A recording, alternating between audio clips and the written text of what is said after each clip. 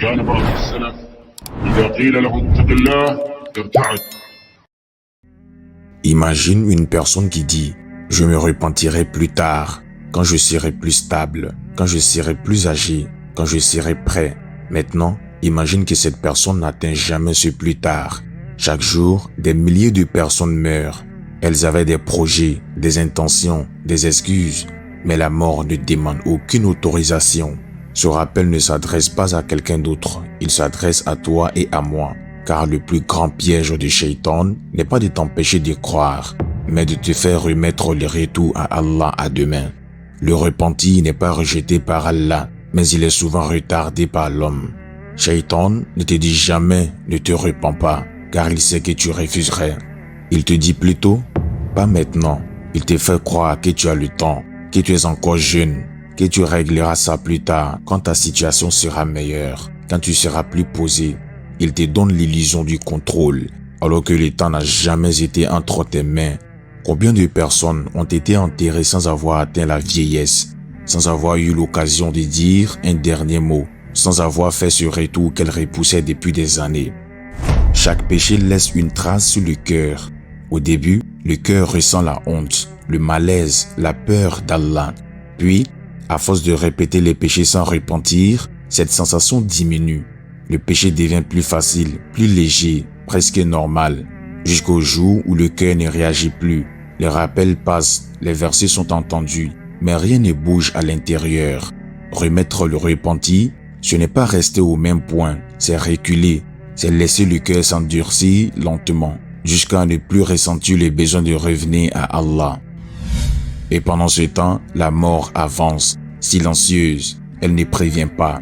Elle peut venir pendant le sommeil, sur la route, au travail, en pleine discussion, parfois même au moment du péché. Et lorsque l'âme atteint la gorge, le repenti n'est plus accepté. À ce moment-là, les regrets arrivent, mais ils sont inutiles.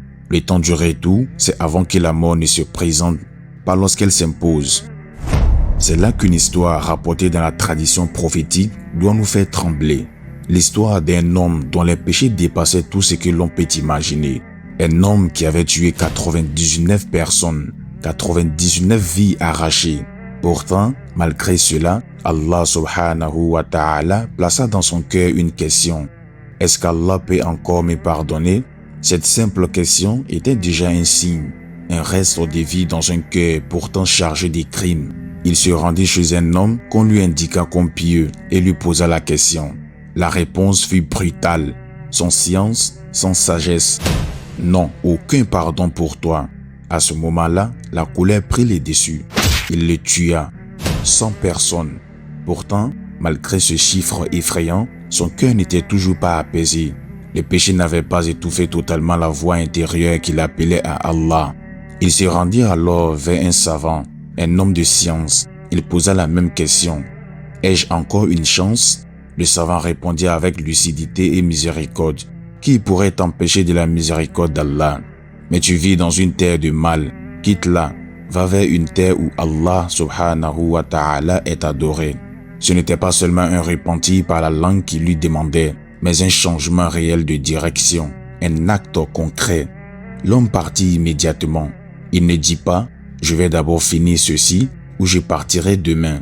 Il marcha, mais en chemin, la mort le rattrapa. Les anges de la miséricorde et les anges du châtiment se disputèrent son âme. Les uns disaient « Il s'est repenti, il est en route vers Allah ». Les autres disaient « Il n'a jamais accompli une bonne action ». Allah subhanahu wa ta'ala ordonna alors de mesurer la distance entre la terre du mal et la terre du bien. Et par sa miséricorde, Allah subhanahu wa ta'ala rapprocha la terre du bien. L'homme était plus proche du repenti que du péché et Allah lui pardonna. Cette histoire a détruit une idée fausse.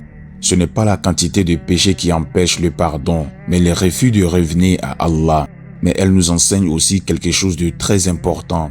Cet homme n'a pas remis son repenti à plus tard. Il n'a pas entendu d'être parfait. Il n'a pas entendu la fin de sa vie. Il a agi immédiatement. S'il avait dit « Je partirai demain », peut-être serait-il mort sur la terre du mal. Shaitan connaît très bien cette réalité. Il sait que s'il te laisse faire un pas sincère vers Allah maintenant, il t'a perdu. Alors il t'occupe il te distrait, il te fatigue, il te dit, après cette période, après ce plaisir, après ce projet, et pendant que tu reposes, ton cœur s'affaiblit et lui se renforce. Le repos est l'âme la plus dangereuse des shaitans, car elle donne l'impression de la sagesse alors qu'il mène à la perte. Allah a ouvert une immense porte au repentir, mais il a aussi fixé un temps. Tant que l'âme n'a pas atteint la gorge, tant que les grands signes n'ont pas commencé, la porte est ouverte, mais quand elle se ferme, elle ne se rouvrira jamais. Ceux qui mourront regretteront, non pas l'argent ou les plaisirs, mais une seule chose, avoir repoussé. Ils demanderont à revenir, même pour une courte prière, même pour un acte minime, mais on leur dira non. Malgré cela, Allah subhanahu wa ta'ala appelle encore ses serviteurs. Il appelle ceux qui ont fauté, ceux qui ont abusé contre eux-mêmes, ceux qui pensent être trop loin. Sa miséricorde est plus vaste que les péchés de l'humanité entière. Mais Allah aime le repentir sincère, immédiat, vivant, pas un repentir conditionné par le temps ou par la sécurité. Le repentir sincère commence maintenant. Arrêtez le péché, le regretter profondément, décider de ne pas y retourner, réparer quand c'est possible. Et même si tu retombes, revenez encore. Allah subhanahu wa ta'ala aime celui qui revient sans cesse. Si tu entends ce rappel aujourd'hui, ce n'est pas un hasard. Allah aurait pu te laisser distrait, mais il t'a réveillé. Ne réponds pas à cet appel par le silence. Ne remets pas ton retour à demain. Le cœur bat encore. L'âme est encore là. La porte est ouverte. Reviens à Allah maintenant, avant que le plus tard ne devienne un regret éternel.